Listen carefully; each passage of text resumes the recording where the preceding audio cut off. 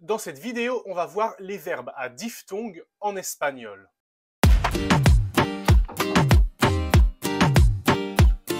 Hola chicos, soy Kevin et sur cette chaîne, on apprend l'espagnol dans la bonne humeur.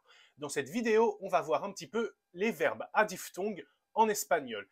Quels sont-ils? Comment ils se construisent? Comment ils se conjuguent? On va tout voir dans cette vidéo. Les verbes à diphtongue, ce sont les verbes dont la deuxième lettre, O ou alors E, va se transformer. Il y a deux types de diphtongues. Le premier type de diphtongue, ce sont les verbes où la deuxième lettre O va se transformer en UE. Par exemple, prenons le verbe poder. Le verbe poder, la deuxième lettre du verbe poder est un O, et lorsqu'on va le conjuguer, la lettre O va se transformer en UE. La diphtongue concerne le présent de l'indicatif, le subjonctif présent et l'impératif. Par exemple, si on prend le verbe poder, donc qui fait partie du premier type de diphtongue, au présent de l'indicatif, il va se conjuguer comme ceci. Puedo, puedes, puede, podemos, podéis, pueden. Vous remarquerez que la diphtongue ne concerne pas la première personne du pluriel et la deuxième personne du pluriel. Le verbe va conserver son O. Mais à toutes les autres personnes, le O va se transformer en UE. On a plein de verbes de ce type en espagnol et il suffit donc soit d'apprendre une liste de verbes qui sont très utilisés et qui diphtonguent, ou alors simplement, au fur et à mesure de votre apprentissage, vous allez vous rendre compte. Lorsque vous voyez que la deuxième ou la troisième lettre du verbe c'est un O, il faut vous demander est-ce qu'il diphtongue ou pas et aller vérifier. On a par exemple le verbe volar qui diphtongue également et qui va faire vuelo, vuelas, vuela, volamos, voláis, vuelan. Ou on a encore par exemple le verbe volver qui va faire vuelvo, vuelves, vuelve, volvemos, volvéis, vuelven. Vous voyez bien que la diphtongue ne concerne jamais le nous et le vous. Le deuxième type de diphtongue, ce sont les verbes où il y a un E et ce E va se transformer en IE. C'est le cas par exemple du verbe empezar.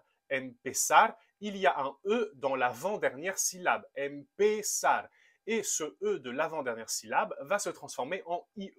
Le verbe empezar va se conjuguer de cette manière. Empiezo, empiezas, empieza, empezamos, empezáis, empiezan.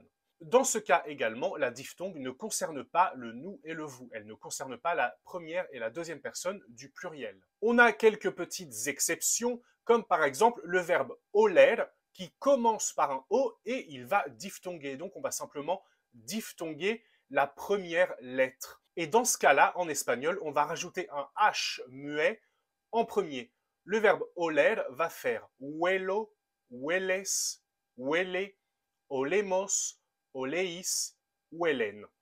Comme tous les autres, la diphtongue ne concerne pas la première personne et la deuxième personne du pluriel. On a également le seul cas du verbe jugar, c'est le seul cas où un U va devenir UE.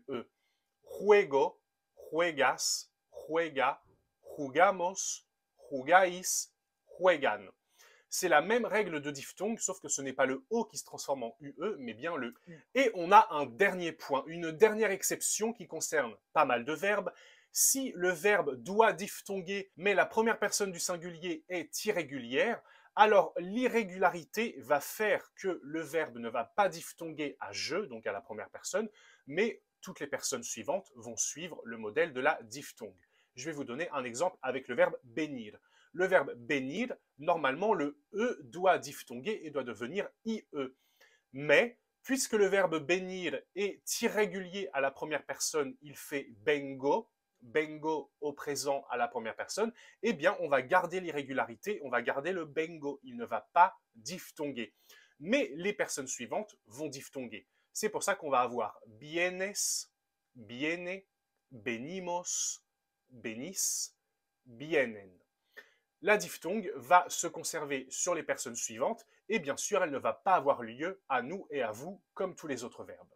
Voilà, donc pour savoir si un verbe diphtongue ou pas, il faut savoir s'il y a la voyelle correspondante dans l'avant-dernière syllabe du verbe et il faut aller vérifier simplement si le verbe diphtongue ou pas, mais en général, à chaque fois qu'il diphtongue, ce sera toujours plus ou moins le même type de diphtongue.